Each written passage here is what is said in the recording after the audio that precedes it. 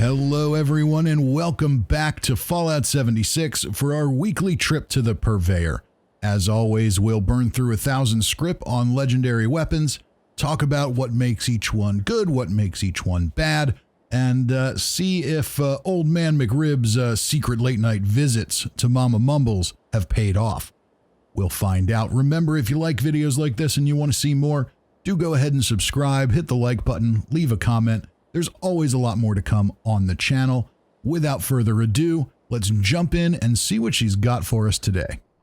And our first roll of the day is a Junkie's Tesla rifle with VATS critical shots doing more damage and extra agility. So, for a Tesla rifle, my favorite effect here would be quad, but Junkie's isn't bad either. Junkie's is definitely one of the more popular prefixes in the game as far as damage-related builds go. So would this be your primary run-it-all-the-time kind of weapon? I'm not sure about that, but you could certainly keep this on you for special events like Radiation Rumble, Guided Meditation, basically anything where you've got big mobs of enemies running at you fast. This is the perfect kind of weapon for that because you shoot, you don't really have to aim, and it's going to chain damage together across multiple targets, so you get lots of tags, which means lots of loot, lots of XP. So that's very good. That's critical shots doing more damage. Probably a little bit lost on a weapon like this, that it's unlikely that you'll be spending a lot of time with it in VATS because, again, you're hip firing and chaining those hits together. But maybe somebody could get some mileage out of that. Little extra agility never hurt anybody. That'll give you some extra AP, make you a little bit sneakier, but this is not a quiet weapon, so you're probably not going to be real stealthy with it. But if you did want to use it in VATS, it'll help with that, or it'll just help you sprint around a little more. So not a bad one to start with. Let's see what's next. And our second roll of the day is not so good. It's an Assassin's Laser Pistol with faster fire rate and extra agility. So energy weapons in Fallout 76 are woefully underpowered from the start, so it's got that going against it. Secondly, the Assassin's effect, not super desirable. Extra 10% damage against humans, well, human NPCs are already pretty squishy, so you're not getting a lot of mileage out of that. Plus, you're not really attacking a lot of human NPCs very often. So again, not a lot of mileage out of that. 25% faster fire rate will increase your DPS and, in my opinion, make the weapon a little more fun to use. So that's good. Extra agility will give you better, it'll give you more AP for VATS. So again, that's good. Unfortunately, the downside of the weapon, the downside of the effect, we're losing something there. And wow, another one. Really? Really, Mama Mumbles? Another quad Assaultron head with 33% VATS hit chance. So we got one of these a couple weeks ago, and I took it for a test run and saw that it did remarkably huge damage per shot, despite the fact that it took like an hour to reload the thing. And but it says it did that damage, but that damage did not register against the enemy. So I was told by a few people, and someone mentioned it in the comments, that that was because I used it in VATS. Well, it has a VATS effect, so that was my thinking. But now that we have another one, because I did immediately script that one after, maybe we'll take this one for another run, but we're not going to do it right now. We'll do it at the end of the video. Let's jump back in here and see what else we've got. I have no expectations that this weapon will be good because the other one was completely broken in every way. I'm betting this one will be very much broken in the same way, but I guess we'll find out. Let's move along. All right, Mama Mumbles, you got, oh wow, we are rolling not good stuff today. So Suppressor's grenade launcher with bashing damage and faster reload. So on a weapon like this that you've got to reload in between every shot, faster reload is certainly helpful. The Suppressor's effect, in my opinion, is pretty useless. It only reduces damage output for 3 seconds, which isn't very long. And in all reality, most things that you're attacking in this game, unless it's a boss, are going to be dead within 3 seconds. So There's not really a lot of use for suppressors. Bashing damage increased by 40%. I've said it a million times, bashing damage is useless, and I'm not the only one. Anybody who makes Fallout 76 content that looks at legendary effects will say the same thing. Bashing damage is worthless. It's extremely minimal in Fallout 76, so increasing it by 40%, you're basically getting 40% more of nothing, so what's the point? Now, if you changed it to bashing speed or range or area of effect, well, that could be kind of interesting, but it's not, so it isn't. And we've got another dud here. Okay. So a Stalker's Hellstorm missile launcher with damage while aiming and 90% reduced weight. I take that back. This isn't a total dud. The Stalker's effect, in my opinion, and in the bit of testing I've done, is completely useless and doesn't do anything. So it doesn't hurt you to have it, but it doesn't help you. You've basically just gotten a star that does nothing. But extra 10% damage while aiming. If you aim down sights here, that'll give you a little damage buff. That's not a bad thing. On a high damage weapon, increasing that by 10% isn't insignificant. And most importantly, it has 90% reduced weight. I think that's the most useful effect you can get on explosive launcher weapons. Why? Because you can carry them. In my opinion, what we see with explosive launcher weapons in 76, they're not really meant to be used all the time. It's not really something that the developers expected people to build for and use nonstop. Where they come in really handy is a situation like this, where it weighs 1.3 pounds. You're running around, you're doing your thing. You pick up a few missiles, maybe you finish a silo, and Todd gives you missiles at the end, and now you can go and shoot those missiles because you have a missile launcher that only weighs 1.3 pounds. So you can have a little fun with it and then go back to your regular weapon. Let's keep moving. Hunter's Gatling laser with bashing damage and 15% faster reload.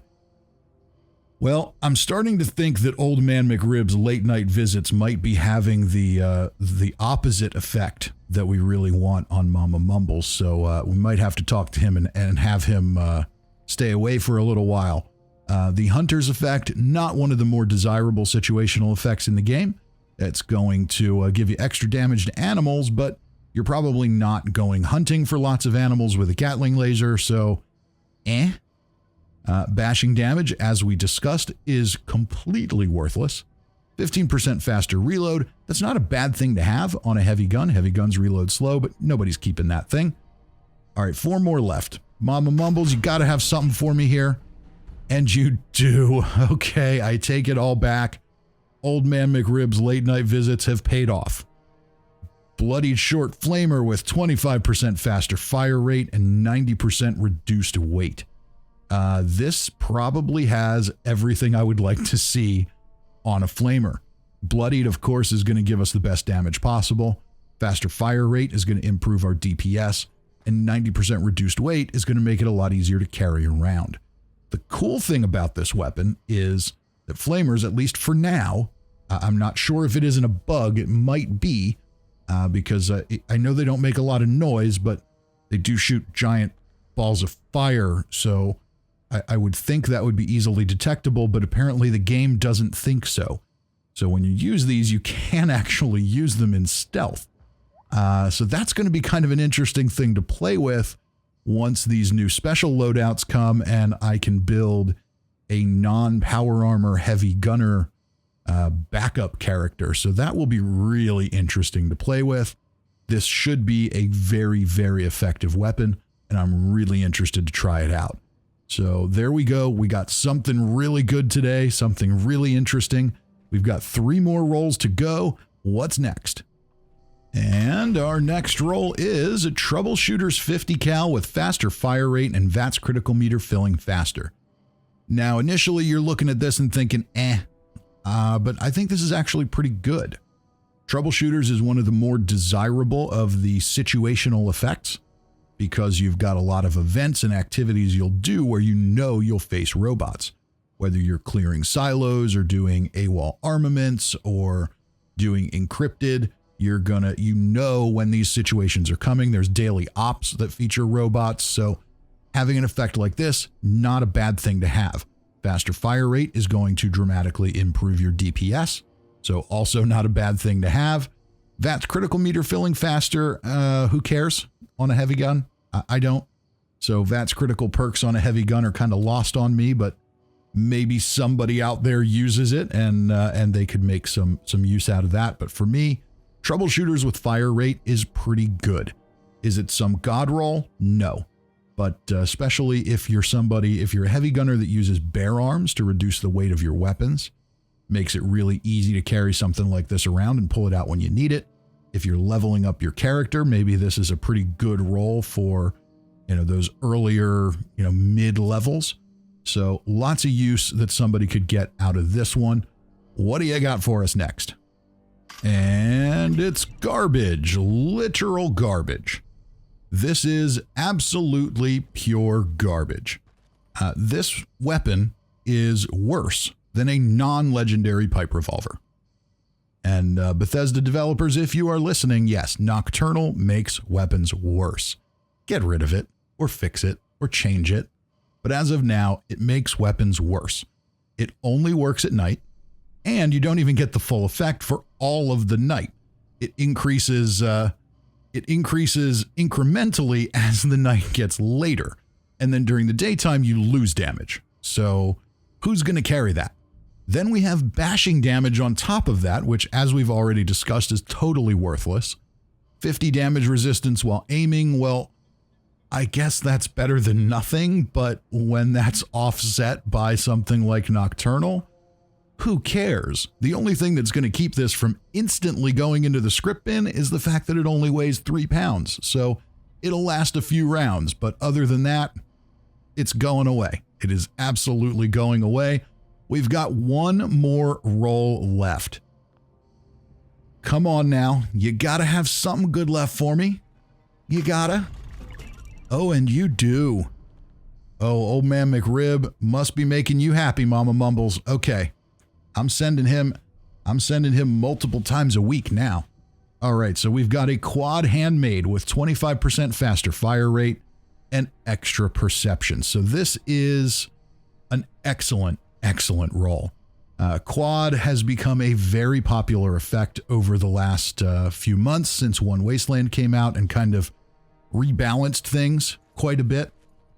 Your legendary damage effects aren't quite as important anymore, where something like this that's going to reduce your reloads and improve your DPS is much more valued than it once was. There's also the convenience factor of simply not having to reload all the time. And then on top of that, we've got faster fire rate that's going to really improve our DPS and a little extra perception for VATS accuracy. So this is an awesome roll, and we will definitely see this one in action in a weapons spotlight at some point over the next few weeks. This was a good trip between the Bloodied Flamer and this. We definitely got two good things. We definitely got some bad things as well. And I believe a field trip was promised, so let's see how that quad Assaultron head does. All right, it's all loaded up. We've got 20 rounds loaded. I didn't make you sit through that. Now, after I tested this briefly in another script video when I rolled another one, I was told that it was the fact that it was in VATS that it didn't work, that made it not work. So let's see here. We're going to get nice and close to our friendly behemoth here, and see what we can do. This should do a lot of damage. We should see a major chunk come off of that health bar. 53,000 and something. Look at that. And that's all that's left. That's all it took off. So yeah, no good at all. And now you can see the other downside of the weapon is that it doesn't automatically reload. So you have to run away to reload it. Even if this wasn't quad, it would take forever. But the fact that we need to put 20 shots in it is just absolutely crazy. What can we do here? Can we fill the whole thing up? Do we want to take another shot? Let's try another shot here. We'll keep going. One round at a time, and you can't even just like spam the button. You have to hit it. Let's just try 10 maybe. Maybe we don't even need 20. Screw it. We got time. Okay, come on now.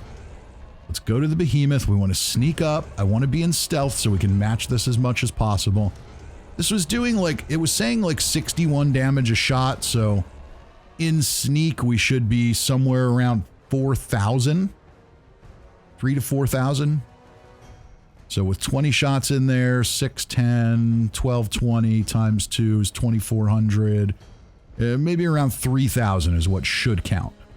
Now I know behemoths have a lot of health, but I really feel like it should be taking more than that. Maybe I'm not being fair. Maybe I'm misjudging how much health that behemoth has. So let's run over to Huntersville real quick, and we'll try it on our friendly water tower Overwatch mutant. This should kill him in one shot. 20 shots in here should absolutely kill him in one shot. And it doesn't. So, yeah, no. This weapon does not work. It did take a lot more damage than it did from the behemoth, but it's clearly not doing what it says. And, yeah, you can see how slow the reload is. It's just not effective at all. We've got 5 shots in here now. What can we do if we hit somebody else? Anything? And look how close we need to get. It says 4,000 damage. It should be doing a lot. It's doing next to nothing. So with a weapon like this, as slow as it reloads, the only thing you can do is run away. Run away. And there again, yeah, worthless. Absolutely worthless. We're just going to run away and keep running. And that, ladies and gentlemen, is going to bring us to the end of this one. Remember, if you had fun and you want to see more, do go ahead and subscribe, hit the like button, leave a comment. There's always a lot more to come. And if I can run fast enough here, I'll survive until then. Till next time, I'm Fisty McRib.